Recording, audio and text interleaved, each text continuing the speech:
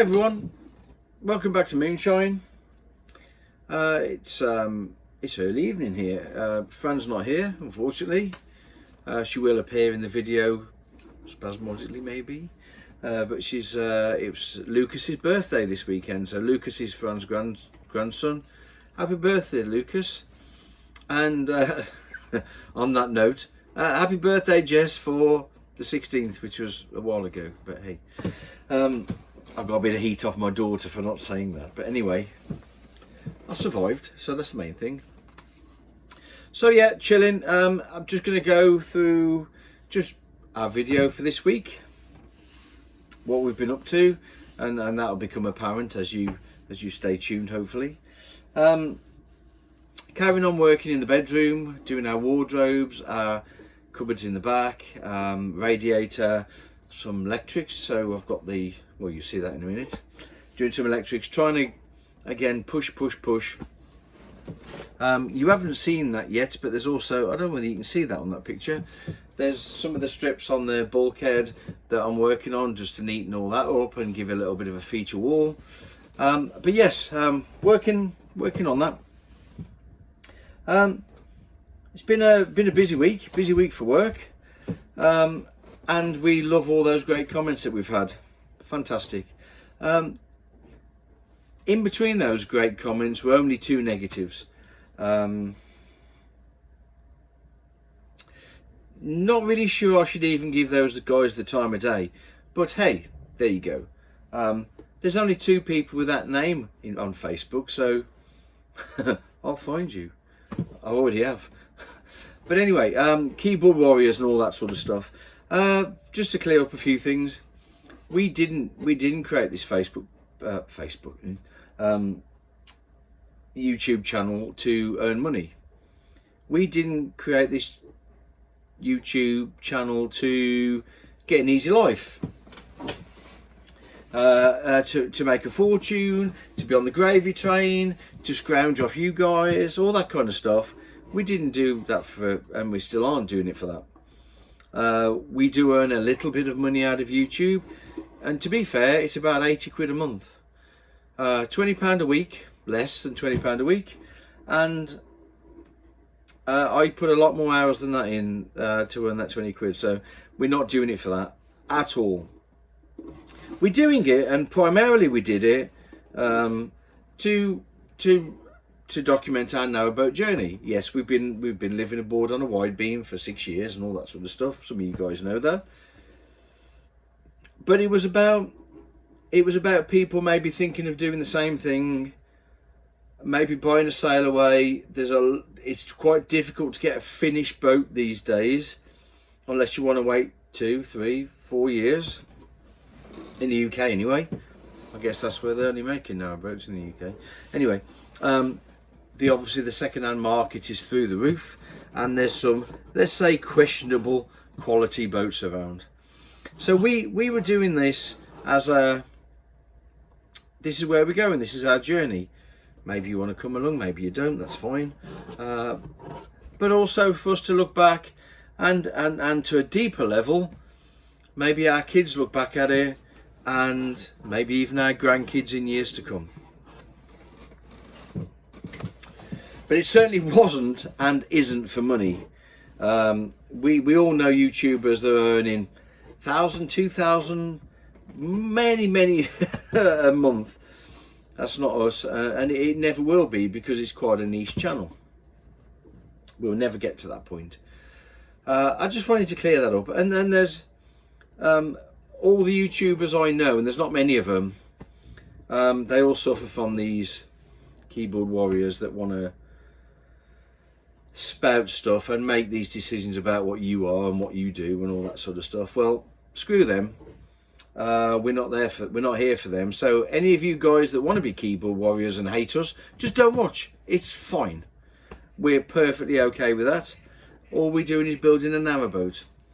No politics, no big grudge, no big agenda, no anything. We're just building a bloody narrowboat. So anyway, enough of that. Maybe that might crop up again, I don't know, but you know you are, and there's no need for it. There's no need for it. So you sad people, Go and do what you said people do. We've seen. I saw something similar with the Pirate Festival this week, which was I was just shocked that somebody could be so miserable as this guy that put this comment on the Pirate Festival Facebook page. Unbelievable. Anyway, that's what we're doing. We're building a narrowboat. I think we're about 75% through. I think we're doing all right. And it's for us, but maybe some other people might want to learn from that as well. Whatever. So let's press on, and I think let's magically transport me and Fran into B&Q. Spending more money again. Wood filler. Wood filler. Little tumblebee. Just get the that's all the coloured stuff. Natural. No, that's coloured. Do one of these.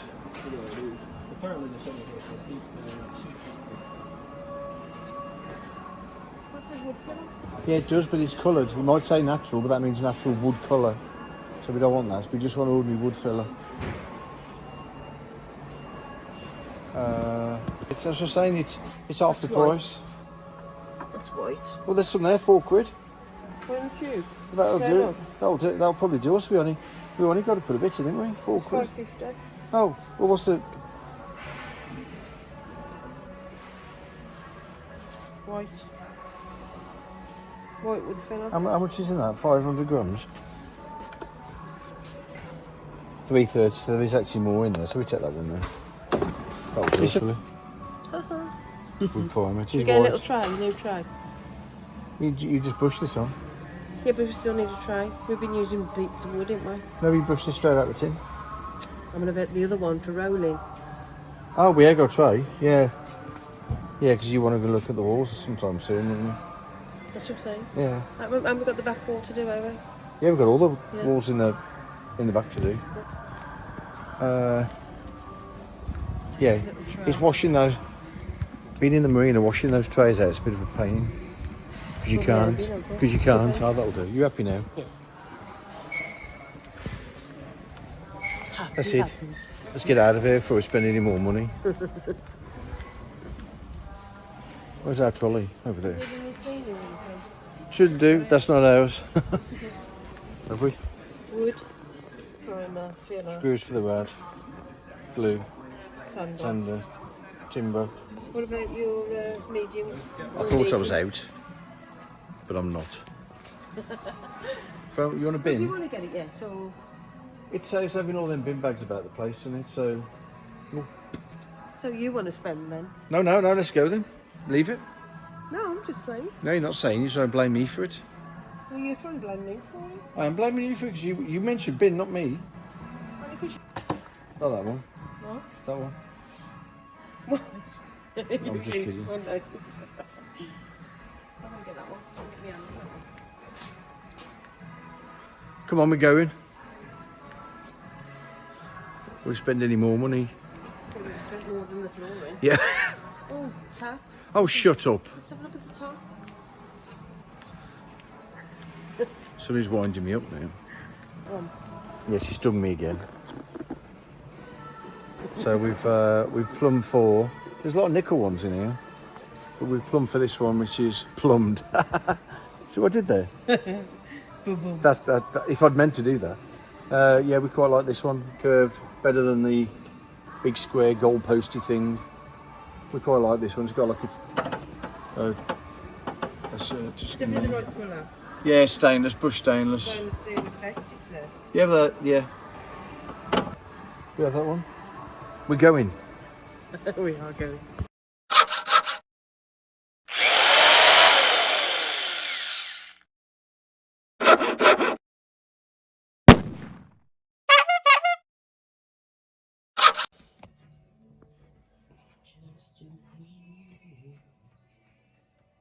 You busy?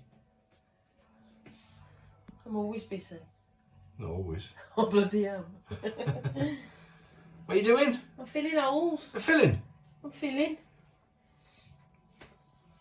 Got my ice in. I'm filling holes. Does it taste like icing? I don't know. Try? No. Okay. Right, a little bit left to do. Fran's just filling all any screw heads and any frame joints and stuff. It's come out pretty good, I think. I'm just going to put an upright in there and an upright in there just to finish that off.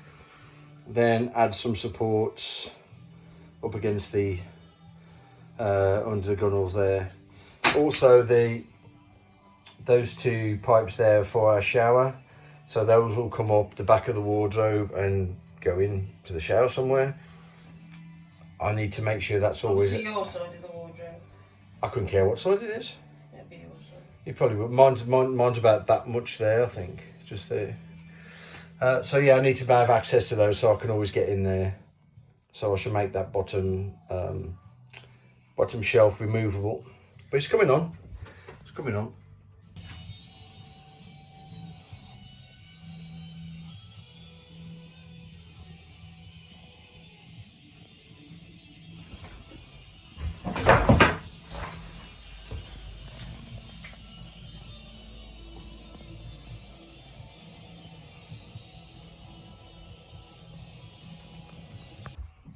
Right, I'm back. Bit hot and bothered. Been out in the sun all day bonding solar panels and installing those. Finish that off tomorrow. So it's about 4 o'clock. Try and do a little bit on our boat. The balance of things. The frame's almost done. Fran did all the fillering, so I've got to sand that down. Right, I've got some pieces of these off-cut, and I promise you guys at the start, oh, the waste. You can't throw that away. You're wasting good ply. I'm not. So 2 pieces of this will go quite neatly across there. Which 2 things really makes it easy to remove, because I'll only put a couple of screws in those shelf tops. Because if I ever want to get down there to where those little T's are, I want to be able to do that. So it's basically four of these will make 2 shelves. Happy days. So that's what I'm gonna do.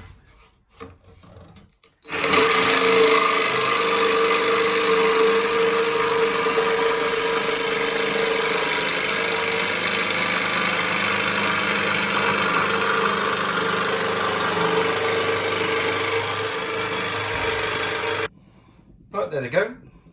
Just got to cut the slots in those, slots at the back, so that goes all the way back. And then put some supports in that end. So yeah, 6 of those, and it'll sort of make it easy to get out as well if I only want to get the front section out. Right, I'm gonna give woodwork a rest for a minute. Get some of this stuff in here.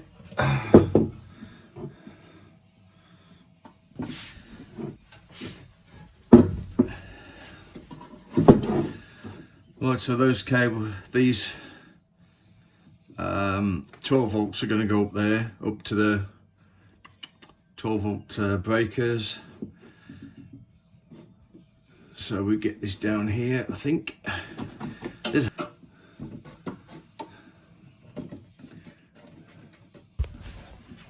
Right, it's a wire split board. OTT, I hear somebody saying. Okay, yeah, it might be. So incomer from the shore power. When the shore power is live, that'll allow me to run the immersion heater, the starter battery charger, and down to the inverter charger. Now these values will change because I'll change some of these. It's just a populated board. So that then feeds the inverter charger.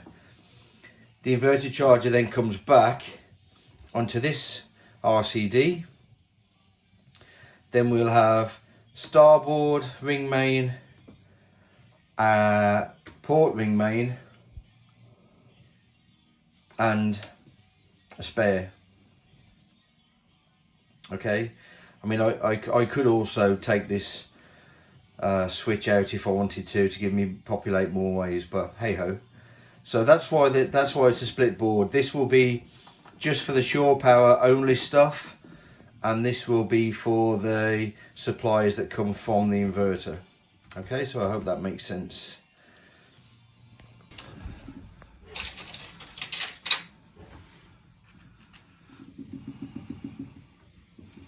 I'm just going to leave those two in for now. Right, the next important piece of kit that's going up here is the galvanic isolator. Actually, move that over a little bit. Yep, about there.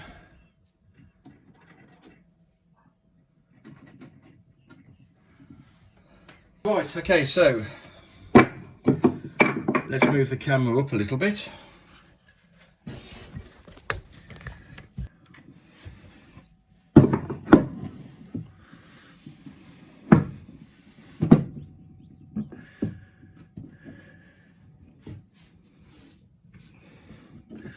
Okay, so down there. One thing with these Victron controllers, the slots that they put in the side are really quite big, so you need a fixing with quite a large head diameter, otherwise they just fall out. So hence the very, very big screws.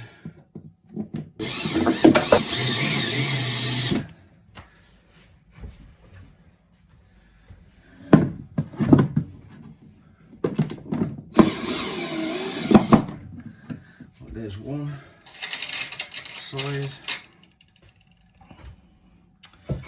and I just need to screw that in. Yeah, that looks okay.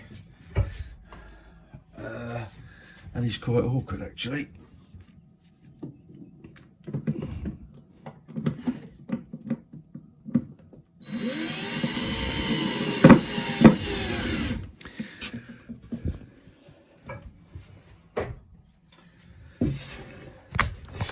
So one thing I am going to do, I quite like that there. Yeah, I'm gonna have to move that over. I sort of threw that on there some time ago to get us some power and get our batteries charging, but I'm not quite pleased that it's in the mid. It's not in the middle. So yeah, I'm going to move that over to the left a few inches just so it looks a bit better. Right, welcome back. You probably haven't been anywhere. Who knows? Right, I've just finished the solar install on the boat in the marina. Friday lunchtime, so back to our own boat. I have dropped that inverter down a bit, and that gives me plenty of access now for the knockouts in the 240 board. A lot of mess to tidy up around there, but I'll get to that. Right, I'm going to actually, shock horror, wire in that board. So at least some of those circuits are better protected, and I've also got to ground the hull as well, which I haven't done yet because I hadn't got the galvanic isolator. So, galvanic isolation, what the hell is that? Well, boats in the water. That might look a bit weird. So boats in the water.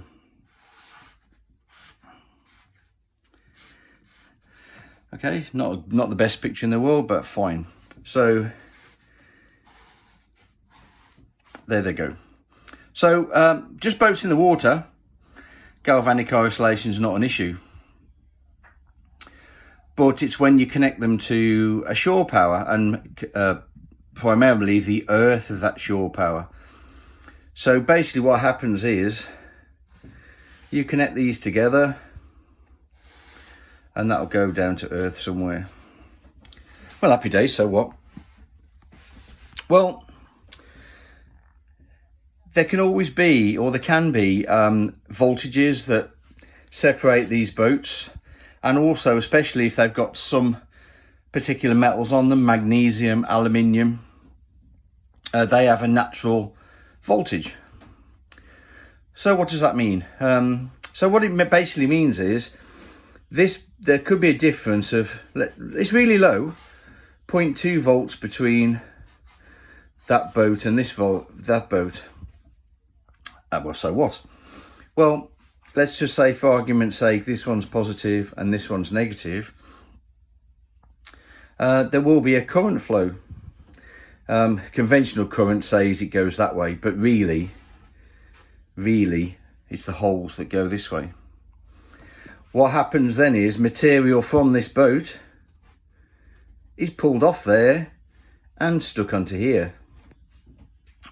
Or it could even be a jetty that's in the water, which would also be connected to earth somewhere, and you could be pulling material off that boat to the jetty.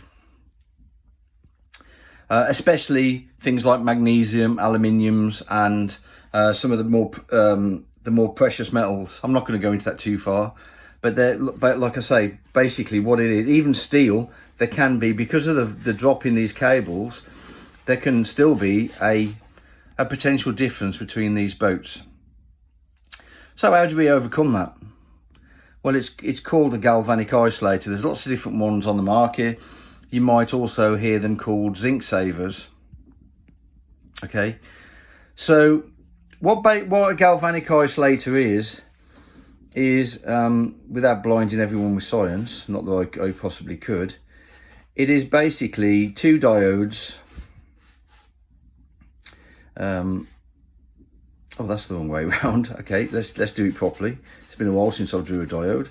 So there's a diode that way, and there's a diode that way. So basically you put that into the earth, between the earth coming in and the earth on your boat. So what does that do? Well, in order for either of these to actually switch on, these are like a switch, there has to be a 0.7 volt difference between the anode and the cathode. So this has to be plus and that has to be minus by more than 0.7, and the same on this other way.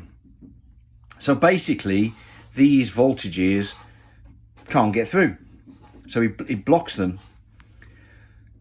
Okay, happy days. But what it also does, it still provides that earth continuity to the shore power. So the earth, if you've got a fault current, this will switch on really quickly, yeah, instantly, and allow fault current to pass, to allow breakers and things like that to trip. So this in effect is what a galvanic isolator is. They're just a couple of blocking diodes back to back. They allow any voltage more than 0.7 will allow current to flow in either direction. Okay, so that's what a galvanic isolator is. They're called zinc savers because also on most of our boats we have a big lump of zinc, and that's what helps protect our hull because it takes the zinc first. But of course, if we don't have these galvanic isolators, these zinc anodes will disappear pretty quickly and start to eat the hull away. And I have seen boats where they have been moored up near a pontoon or by other boats, and all the one side is pitted because material has been pulled off. So that's basically what a galvanic isolator does. And this is ours. That one there. Okay, so it's a Victron one. So basically I would bring the earth in off the shore power into there, then that earth will go out, and then all our earths on the boat will be the other side of this. So that's what's basically in there. Just two blocking diodes, that's pretty much what's in there. Okay, so I'm gonna get cracking and wire some of that in, and our mains, get that nice and neater for a change, and get some of that done. Happy days. I've knocked all of those out on the bottom, only two on the top, because that'll be my earth cables up to the isolator, but they're quite awkward to get to, so I've put glands in all of those, and if I want to add something at a later date, it's easier to. Also, for the eagle-eyed amongst you, I've run out of 20mm glands, so I've just put a couple of grommets in there temporarily. I can rewire this later, no problem at all, and I'll replace that with some glands I've got to order. Yeah, one thing I didn't say about the galvanic isolators or zinc savers, there's not one way to wire them round. It doesn't matter which is the incoming earth and which is the outgoing earth. It doesn't matter. Okay, so I've just done a bit of engineering. Main coming in, earth going up to the galvanic isolator. So main coming in, main switch, just a switch, out the main switch onto the top of the first RCD. So that RCD protects these three breakers, inverter, charger, immersion heater, electric immersion heater, and mains charger, as it will be for the starter battery. Then this one that goes down to the inverter, it will come back, and then it will feed these two inputs, which is the other RCD, and then that protects these, which at the moment will be the starboard radial main and the port radial main with one spare. Right, got it. Let's crack on then. Nice that I put a spirit level on these. Not that it helps too much on a boat, but still, it's there. Right, so this is the output from the inverter. So put that there.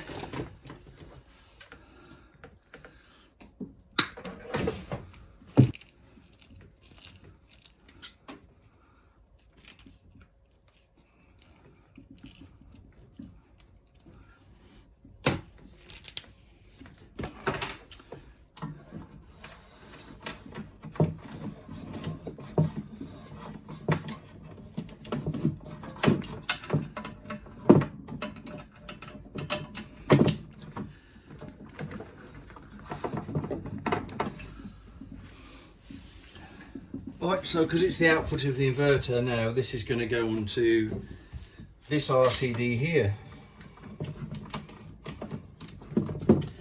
So second RCD, break.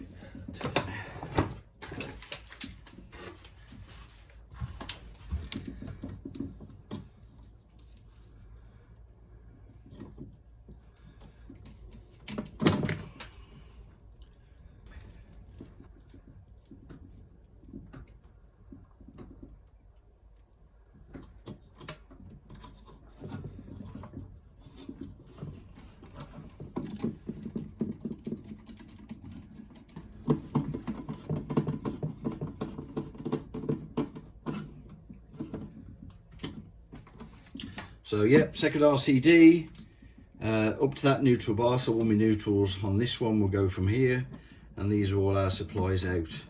Like I say, I will have to change some of these breakers because they're the wrong size, but it's cheaper to buy a populated board and buy the extra breakers, strangely.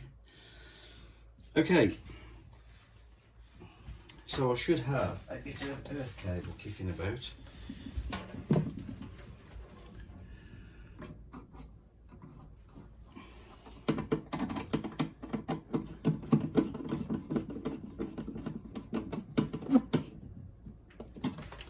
So that's our earth in, and it comes from